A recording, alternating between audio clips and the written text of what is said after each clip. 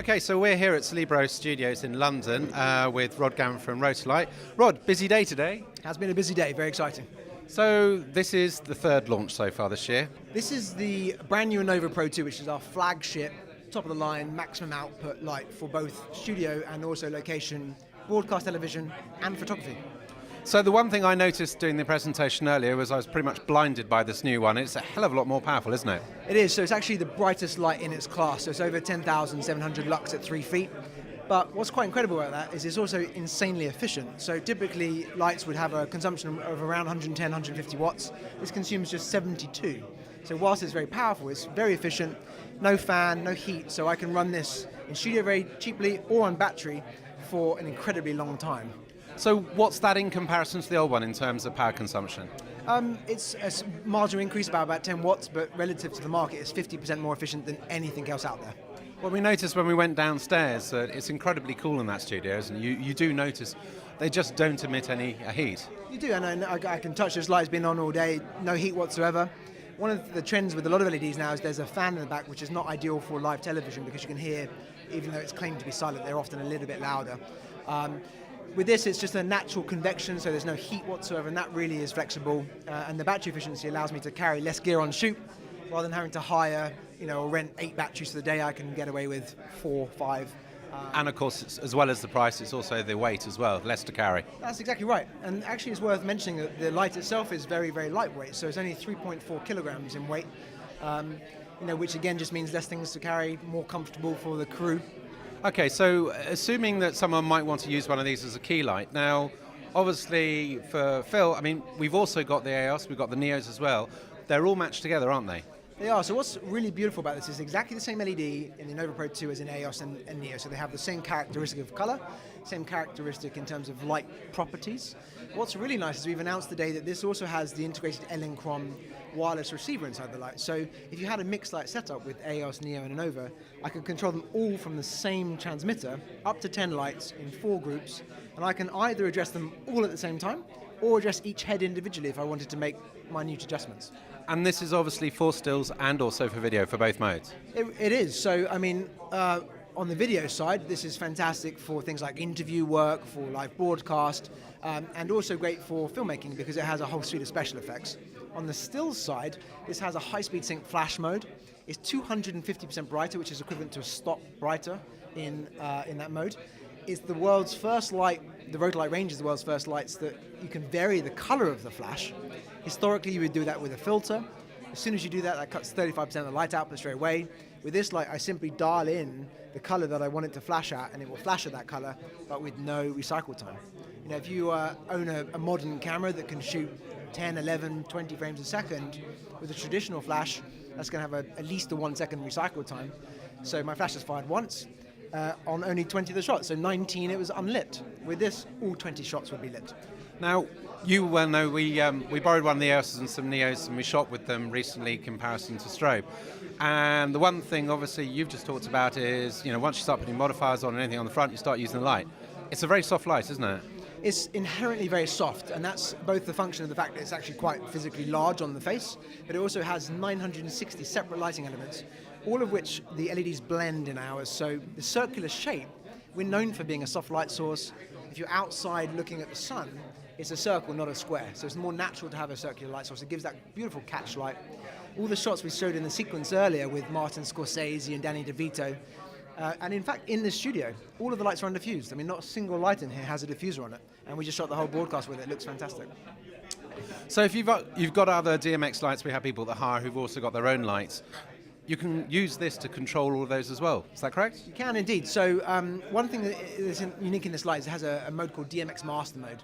So I can simply go into the light, and in the control menu, what I can do is jump into here and say that I want it to control DMX or to be local control or indeed a master control. We actually have a video online showing exactly the setup for that, which you can check out on the Rotolight page. But very, very simple to do. And what it effectively means is if you own any lights existing or you're hiring a multiple different setups for different lights, I take a DMX cable into an Arri, a Kinoflow, whatever it may be, and it will slave the fire effect or slave the lightning effect to that fixture, even though it has no inherent FX capability of its own. So effectively, it's a giant DMX lighting desk. And just on a simple level, I could have this light either being wirelessly controlled with DMX cables to the other lamps and wirelessly control all of the lights in terms of brightness and color. So you can see what I've got here is the Rotolight high-speed sync transmitter, and I'm able to wirelessly adjust brightness, but I'm also wirelessly able to adjust color temperature.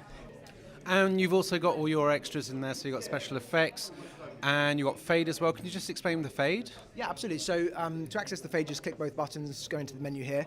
And what the fade is designed for is a transition effect. So if I was shooting at Celebro Studios here, they have the whizzy cameras, which are fantastic, but if we're shooting on a smaller camera, DSLR, then I don't necessarily have an auto fade button, which is used as a transition to the next scene. You could do it in post, but often you don't have time, or if you're live, that's not practical. So instead I can go into the fade menu, specify a number of seconds, so DN means down, so I can do a fade down or up. For example, set a 3-second fade, and then I could wirelessly trigger, just pressing the test fire button, that fade out as a nice little transition to end the interview. Okay, and the other thing that I was really interested in is the ability for the light to actually tell you what the aperture should be once you've actually put the details in. That's FDIM or true aperture dimming, so a patented unique feature of Rotolight. So I can go into the light and literally tell it what ISO I'm shooting at. So for example, 400. What's my shutter speed? So for example, an 80th of a second or 50th, for video. And how far approximately is the talent? And it then tells me my recommended aperture for correct exposure. Now, if I didn't want to shoot this at f10, I want to shoot it at f4 or 2.8 for a particular depth of field or look, I can now dial the light to exactly f2.8, and it's correctly exposed at that ISO, at that distance, for exactly that setting. And it just, effectively what it's doing is eliminating the need to meter. Yeah. You mentioned the special effects. I could give you a quick show of that as well. So we've added a couple of new features in here, but if you are a filmmaker, even if you were shooting, for example, the next Carlsberg advert and you want to come home, someone sits on the sofa and flicks on the television, or you're doing a whiskey commercial and someone's having a drink by a fireplace, how do you do a fire effect? At the moment, what a lot of DPs are saying if they don't have time or budget is that they'll literally go in the back of the light and manually do that, or wave a piece of card in front of the light, which is okay, but it doesn't look fantastic.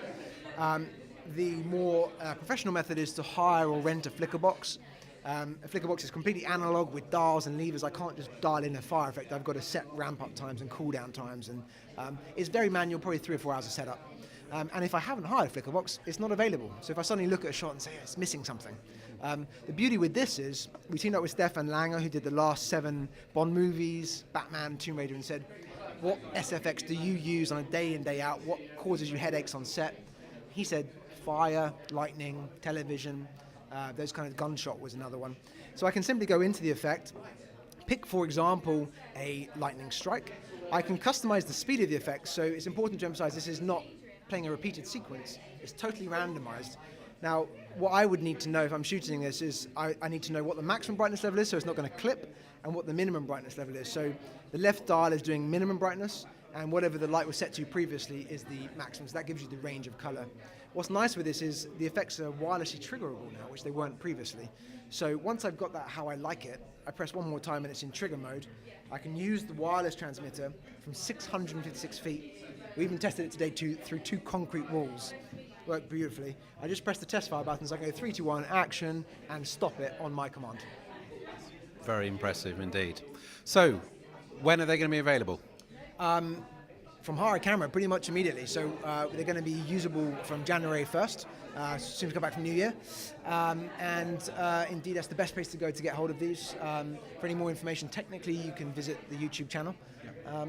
So it's available Rotolight.com and from rental from Hireacamera. Brilliant. Well, there you go. I haven't got long to wait, just the beginning of the new year, and then we will have them in stock, along with the ASs and also the Neo 2s as well. Listen, thank you as always, sir. Thank you very much. Pleasure.